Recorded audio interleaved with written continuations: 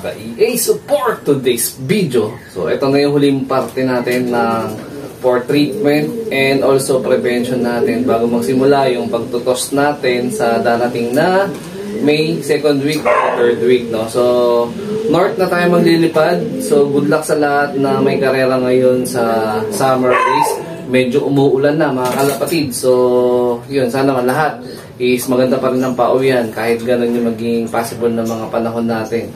So ang update, lower treatment na tayo, which is ang gagamitin natin is Salmostop. Ayan, no?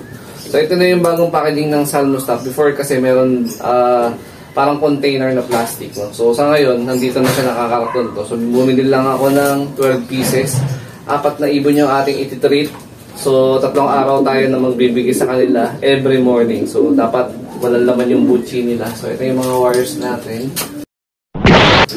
So yun, no? So actually wala naman talagang sakit yung ating ibon regarding sa kanilang lower respiratory. Pero itong ginagawa natin is for prevention nga.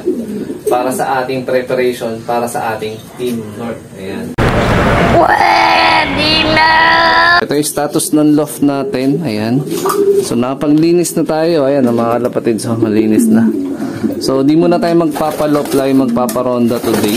Dahil kahapon nagpalipad naman tayo. Tsaka nakapagpalabas naman na tayo ng huling batch ng ating Team MacArthur. Ito yun, no?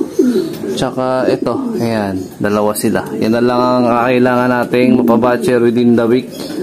Tapos toss na yung next target ko. Ayan. Pero yung Team North lang itotos natin to. Isa, dalawa, tapos may naglilimlim doon na isa. Nagitlog na naman si Tokyo. Tapos ito, ayan, nasa labas. Si Frank. O, ayan. So silang 4 lang yung ating ititreat sa kanilang lower respiratory.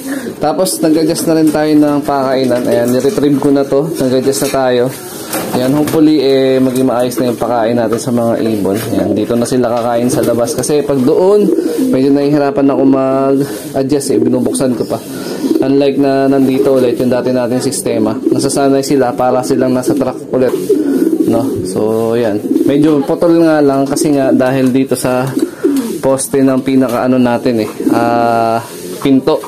Ayan, so pag binuksan natin to, ayan, okay naman. Hindi naman basta-basta magagambala yung nilagay natin na pakainan, no? So ayan, dito na tayo magpapakain. Tapos dito naman yung pinakatubigan nila. Ayan. Tama po ba yun? Ayan, so ito yung isa dun sa ititreat natin na pang North. Ganda naman katawan. Ayan, buka naman na rin yung titreat niya. Lugon pa kasi, mga kalapatids. Kaya medyo hirap pa to, ibon na to. Masayip sa katawan pagkalugon eh. Yan, kala ko nito hen eh. Kakpal ah. Yan, kalahi pa rin to nung speedbird natin na si Chocolab. Ayan. Pero na to, sa side ng Lola.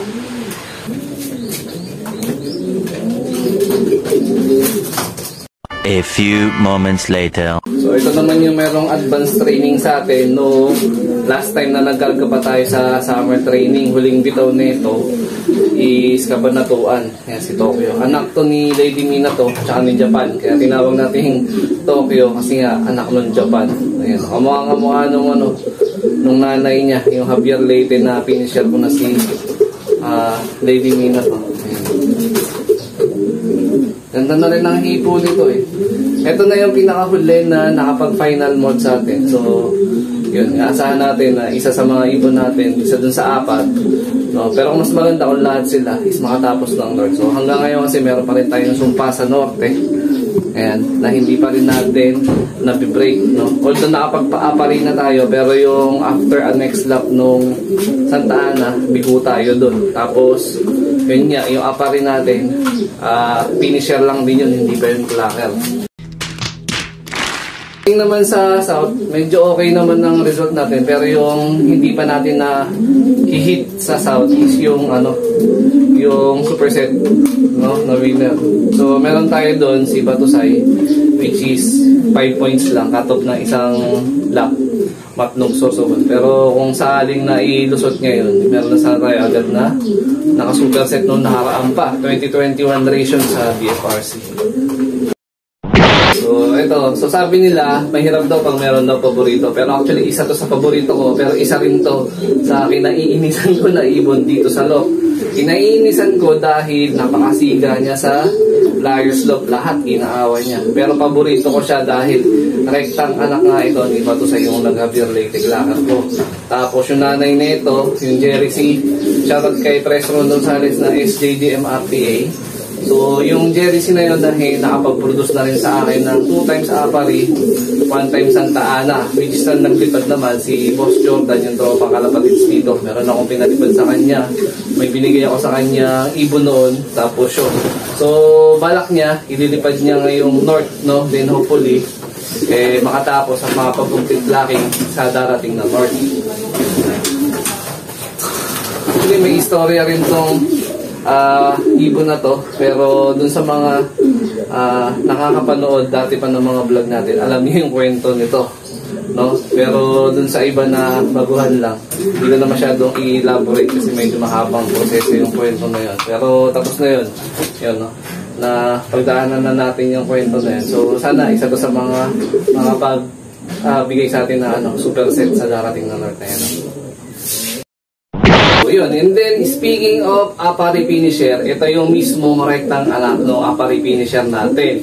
So, sad to say, nung nilipad natin siya the next lap, tayo ng lap ng BBCM, Santa Ana, Cagayan, hindi tayo inuwian. Si Franco yun. So, ito yung anak na iniwan niya, na nakakross dun sa Van der Wegen. So, susubukan natin sa north yung huling naiwan niya na supling dito. Tingnan natin kung makakabawi siya. Ayan. So, gantong-ganda rin yung kulay tsaka itsura ni Franco that time. Kaya tinawag ko siyang Frankie. O, ayan. So, ito na yung pang-apat tsaka huli natin na bibigyan ng Salmo stock. So, take note, ang gagawin ko is treatment prevention lang. Wala sila pong sakit. Ayan. 75 years later. Update tayo mga ka-EA. So, nakalipas na higit kalahating oras dun sa ating sinubuan ng mga pan-treat natin. Yan. Yung iba wala naman eh. Wala naman tayong binigay. So, maninibago siguro sila dito sa pinaka nilagay natin na pakainan. Kasi, noong mga nakaraan, sa loob sila kumakain. So, first time nila na dito sila kakain sa labas. Ayan. So, sana hindi sila mag-away. Ayan. Pero dati ganito pa naman din talaga noon yung ating pakainan noon pa. Wala matapon. Ayan. Medyo inislan ko lang. Ayan, okay naman. Ayan yung siga natin, no? Si Kimura. O, ayan. Tapos si Frankie. Ayan na. Ito yung pulang una natin na pinakita, yung lubong-lubong. Tapos, syempre, bibigay tayo all herbs probiotic mamaya. Ayan. Tapos, plain water na lang sila ng tanghali.